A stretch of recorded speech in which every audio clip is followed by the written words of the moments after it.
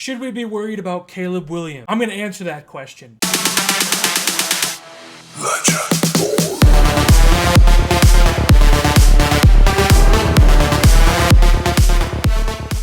All right. Let me be very clear.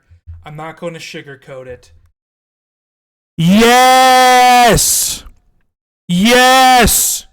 Let me say it one more time, just in case you didn't hear it. Yes!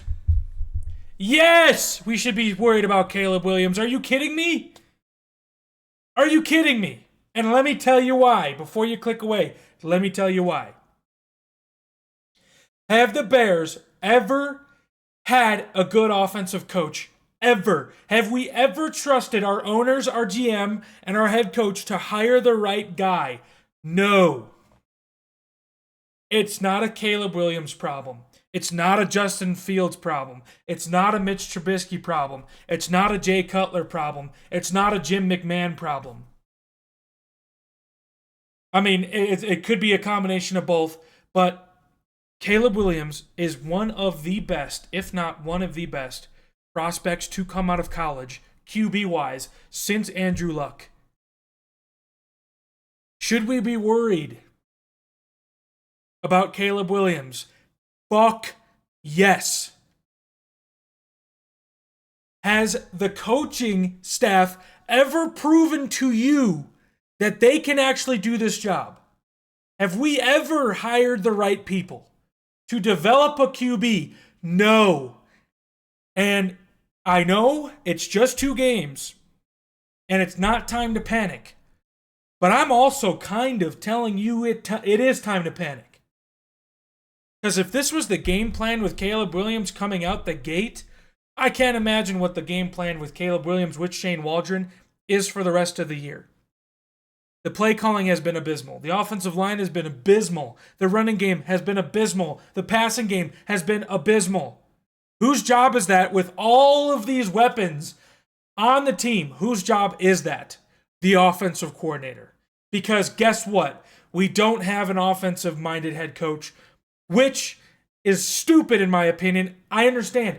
Matty Eberflus is doing a decent job. He's doing okay? He's doing good. Our defense looks good.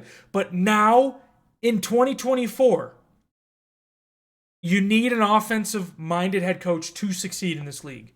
You really do. Or you have to have one of the best offensive coordinators in the league. Like the Texans, okay? Like the Bills. They hire the right guys. We cannot seem to hire the right freaking guy. Ever. So I'm not really so much panicking about Caleb Williams. I'm more panicking about Shane Waldron and our offensive staff than I am Caleb Williams. So technically, I am panicking about Caleb Williams because I don't think we have the right people to teach him how to be an NFL quarterback in this league. Okay? We saw the signs all offseason. I was skeptical about Shane Waldron anyway. We saw the signs this offseason saying Seahawks fans absolutely hated this guy. And yet we still hired him. I hate it. I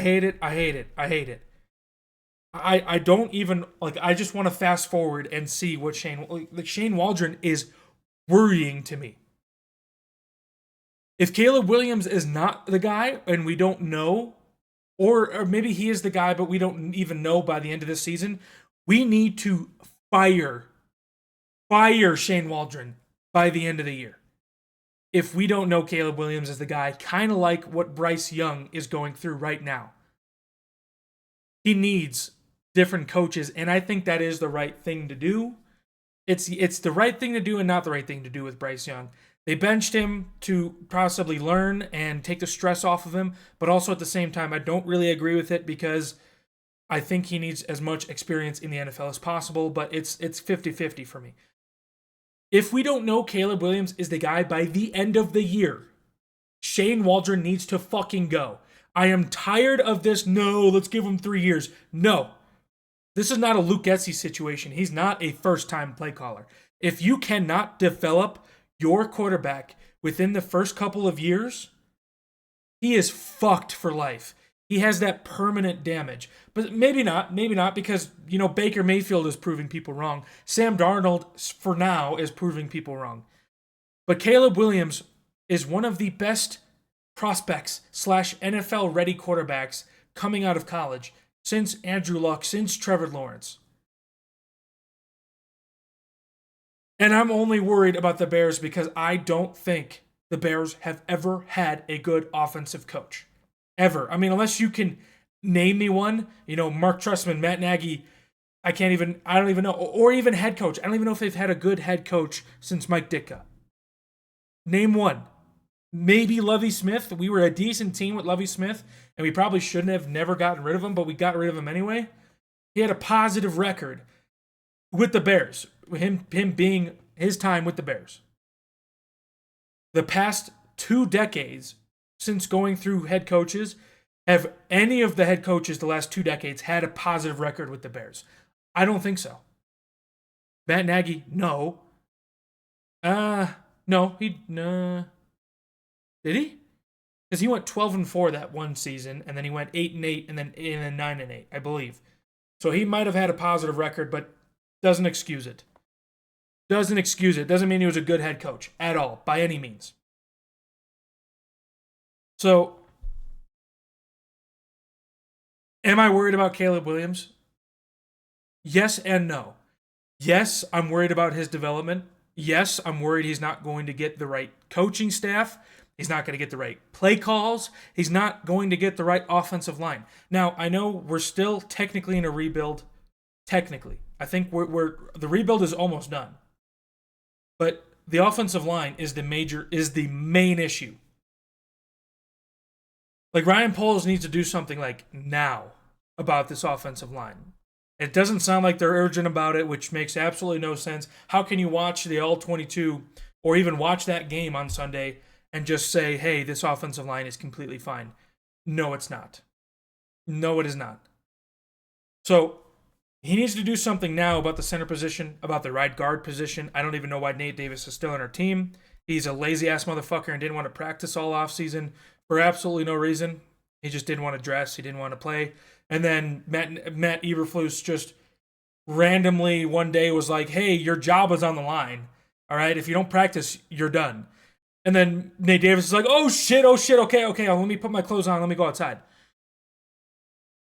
Nate Davis literally had to be threatened with his job to go out and practice. That is why I think he's a lazy-ass motherfucker. He might have some personal shit going on. I mean, I know he has some personal shit going on. I've heard about it. I don't care, man. You're getting paid $10 million a year to play for us as our right guard position, and you didn't play all training camp. And that is the result on the field. That is what happens when you don't do that. And I don't think he's that good of a guard anyway. He was never even that good of a guard. Coleman Shelton had an abysmal practice or game on Sunday. Darnell Wright had an abysmal game on Sunday. Tevin Jenkins had an abysmal week 1. This offensive line doesn't really have any surefire pieces. No one. Braxton Jones is not that great. Even Tevin Jenkins has bad days. Darnell Wright is a 10th overall pick last year, and he has good games and bad games, which is, it's his second year, but still, needs to pick it up a bit. Okay? Yes, I'm worried about Caleb Williams.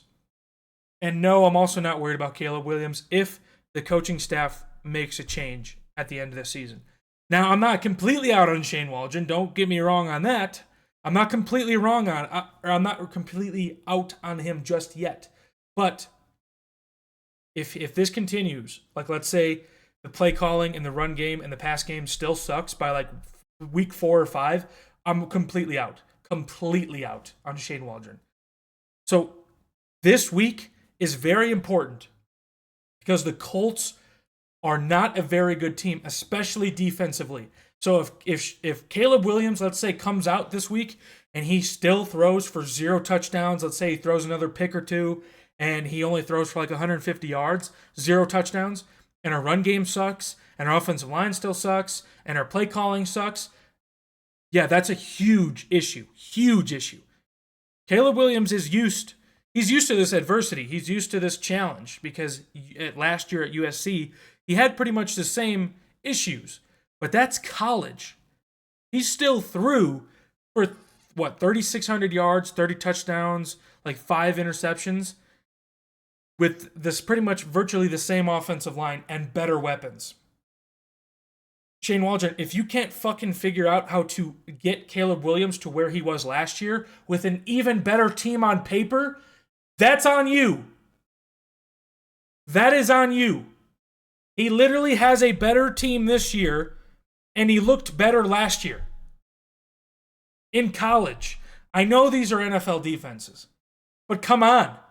This is Caleb Williams we're talking about, the number 1 overall pick, with Keenan Allen, DJ Moore, Rome Odunze, DeAndre Swift, Roshan Johnson, Khalil Herbert, Cole Kmet, Gerald Everett. Those are all household NFL names. Almost all of them. DJ Moore, Keenan Allen, Rome Odunze, Cole Kmet, DeAndre Swift. If you cannot figure out how to get your rookie quarterback going with that offense, I understand the offensive line is bad. It was also bad at USC. If you cannot get it going with that fucking offense, you need to go immediately. So I'm not so much worried about Caleb Williams as I am Shane Waldron, as I am our coaching staff, because as history likes to do, it likes to repeat itself.